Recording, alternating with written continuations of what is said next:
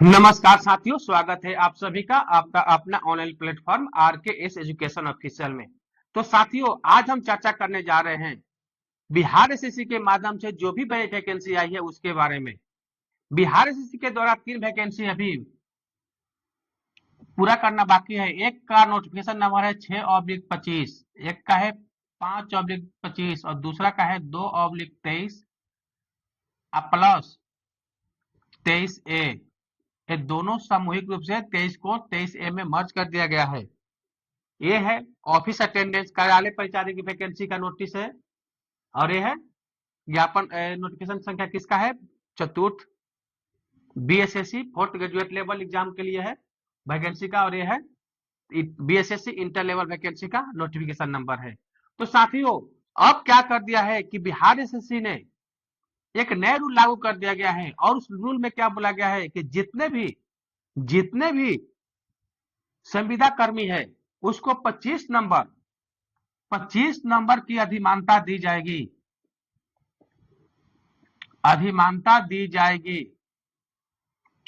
और ये किस आधार पर दी जाएगी? तो एक्सपीरियंस के आधार पर। और प्रत्येक वर्ष के लिए 5 नंबर की अधिमानता यानी दी जाएगी। लेकिन यहाँ आपको नोटिफिकेशन में अधिमानता दे दिया गया आपको भ्रमित करने के लिए। लेकिन ये क्या बोल रहा है कि हम किसके आधार पर लागू कर रहे हैं? तो हम जो लागू कर रहे हैं बिहार प्रशासनिक सेवा की जो नोटिस है उसके लिए हम उसके कहने पर हम लागू किए हैं। लेकिन अब जब आप उस नोटिस को देखने के लिए जाइएगा तो उसमें साफ लिखा गया कि अधिमानता का मतलब परसेंटेज है, यानी कि 25%। अब यहाँ तो बहुत हो गया। 25 नंबर और 25% में बहुत अंतर होता है। और ये जो 25 मार्क्स 25% को जो नंबर उनको ऐड किया जाएगा उनके एक्सपीरियंस के आधार पर किया जाएगा। यानी कि एक वर्ष के लिए 5%, अधिक से अधिक को 5 वर्ष लगातार दिखा सकते हैं। मतलब प्रत्येक वर्ष के लिए 5% उसको अलग से अंक दिया जाएगा। तो ये 25% आपके जो नए लड़के उसके लिए बहुत काफी हो गया। नए लड़के सोच रहे थे कि पहले जो नोटिफिकेशन क्लियर नहीं किया था 25 नंबर की अधिमानता यानी 25 मार्क्स मिलेगा। चलिए 600 मार्क्स का है, 25 मार्क्स को एक्स्ट्रा मिलेगा, कोई बात नहीं। लेकिन 25% का मतलब सीधा सीधा कितना मार्क्स हो गया, ये सोचने वाली बात हो गई। चलिए आपको उदाहरण तौर पर बताते हैं कि बिहार एसएससी के जो भी एग्जाम होता है उसमें 150 क्वेश्चन होता है और प्रत्येक 4 मार्क्स का होता है। यानी टोटल कितने मार्क्स का हो गया? 600 का। अब इसको क्या बोला, कैसे ऐड किया जाएगा? एक है फ्रेशर वाले मतलब सीधी भर्ती वाले नए लड़के, और एक तरफ है संविदा कर्मी। संविदा कर्मी चलिए ये चलिए जो नए लड़के हैं, नए कैंडिडेट हैं, वो टोटल मार्क्स लेके आए 600 में 420, यानी कि 70% मार्क्स लेके आए। कितना मार्क्स लेके आए? 70%। ये कितना मार्क्स हो गया? 70% हो गया। ये टोटल जो मार्क्स लेके आए ये 240 मार्क्स, यानी कितना लेके आए? केवल मात्र 40%। यहां तो समझ में आ गया होगा। अब यहां क्या बोल रहा है, नोटिफिकेशन जब सही से पढ़िएगा तो उसमें क्या बोला गया है कि जो आपका टोटल मार्क्स बन रहा है एग्जाम के आधार पर उसको आपको 75% में चेंज कर दिया जाएगा। मतलब कि जो भी मार्क्स आएगा उसका 75% ही आपका मेरिट के लिए मार्क्स होगा। उसके बाद 25% एक्सपीरियंस के आधार पर दिया जाएगा। मतलब कि आपका जो टोटल 100% मार्क्स बनेगा।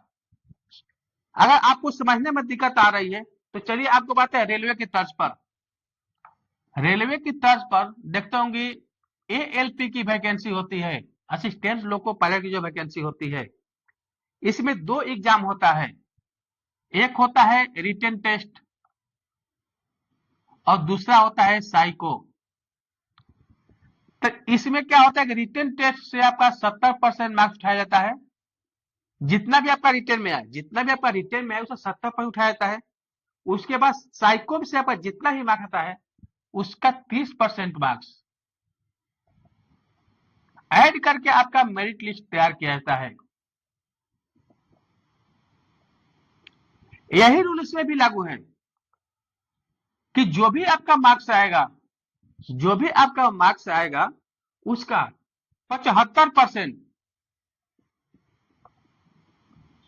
दोनों के लिए, इसमें संविदा कर्मी से कोई मतलब नहीं है। 75% आपका मेरिट के लिए तैयार होगा और प्लस में 25% एक्सपीरियंस के आधार पर होगा। तो एक्सपीरियंस किसके पास होगा? संविदा कर्मी के पास होगा। एक्सपीरियंस किसके पास होगा? संविदा कर्मी के लिए होगा। नए लड़कों के लिए के पास एक्सपीरियंस नहीं होगा। तो अब देखते हैं इसका प्रभाव कितना होता है। तो जब 70% मार्क्स लाए, जब 70% मार्क्स लाए तो इसका 75% ही होगा मेरिट के लिए। तो 75% 420 का निकालिएगा तो कितना हो जाएगा? 315, यानी ये कितना बन जाता है टोटल? 52 पॉइंट इतना परसेंट। मतलब कि वो मार्क्स ले 420, लेकिन मेरिट के लिए जो नंबर ऐड होगा वो 315 ही ऐड होगा। इसका भी निकाल देते हैं। ये भी कितना लाए? 240। इसका 75% निकालेंगे तो इनका मार्क्स हो जाएगा 180। अगर परसेंटेज में बात करें तो ये हो जाएगा 30%। क्लियर बात? यहां तक तो कोई दिक्कत नहीं आ रहा होगा आपको। उदाहरण के लिए एलपी के लिए जो असिस्टेंट लोको पायलट जो वैकेंसी होती है उसके लिए आपको अच्छा सा उदाहरण दिए कि कैसे उसका मेरिट क्या कहता है। रिटन टेस्ट में जितना भी आपको मार्क्स आता है उसका 70% और साइको का जितना ही मार्क्स आता है उसका 30% जोड़ के आपका फाइनल मेरिट लिस्ट तैयार किया जाता है। तो वही रूल इसमें भी लागू होगा, वही रूल आपको इसमें भी लागू होगा। अब इसके बाद देखिए, अब इसके पास तो एक्सपीरियंस है नहीं तो इसमें क्या होगा? 0%। मतलब कोई फायदा नहीं। आपका जो मेन मार्क्स है 52.5% वही आपका मतलब मेरिट हो गया। इसमें क्या होगा? 25% ऐड होगा।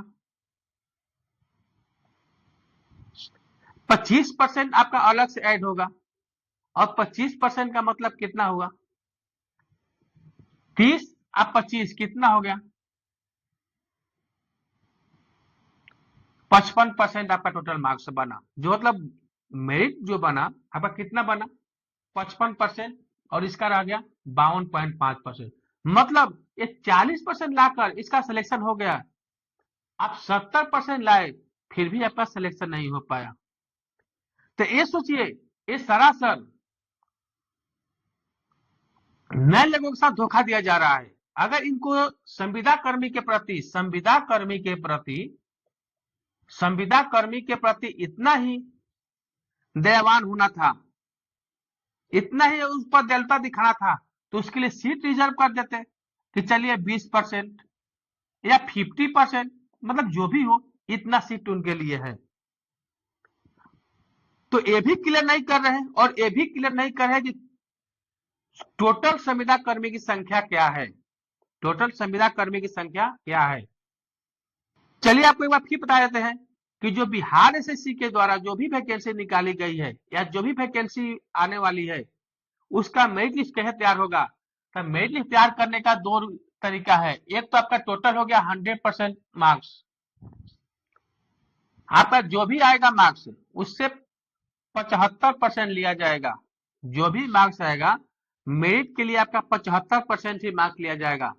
आप प्लस 25% क्या है? प्लस 25% आपका जो मार्क्स है एक्सपीरियंस के आधार पर दिया जाएगा। तो इससे क्या होगा?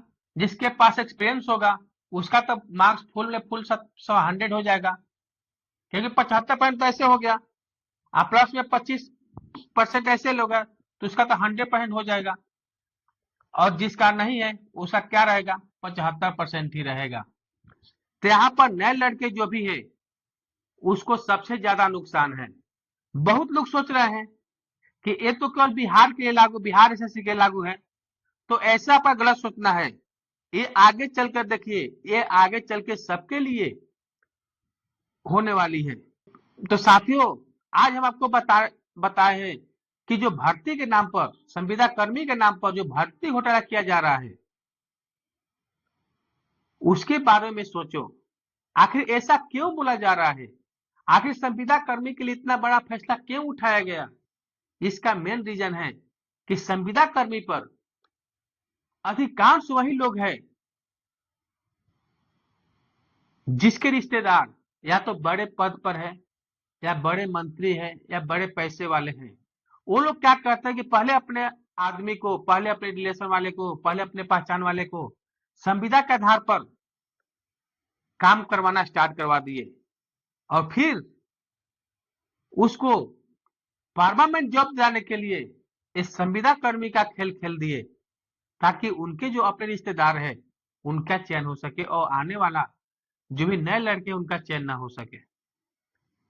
तो साथियों, आप जागरूक होइए, और इस वैकेंसी में जो भी संविदा के नाम पर घोटाला किया जा रहा है उसके बारे में आवाज उठाइए, तभी आपका भलाई हो सकता है। अगर नहीं आ सकते आगे तो इसमें भूल जाइए वैकेंसी को, केवल नाम के लिए वैकेंसी दिख रहा है कि वैकेंसी 23,000 है। ऑफिस अटेंडेंस के लिए 4300 प्लस वैकेंसी है, भूल जाइए, आपके लिए केवल 0 वैकेंसी है। तो आज के लिए इतना ही, फिर आगे मिलते हैं अगले वीडियो लेकर के, तब तक के लिए धन्यवाद।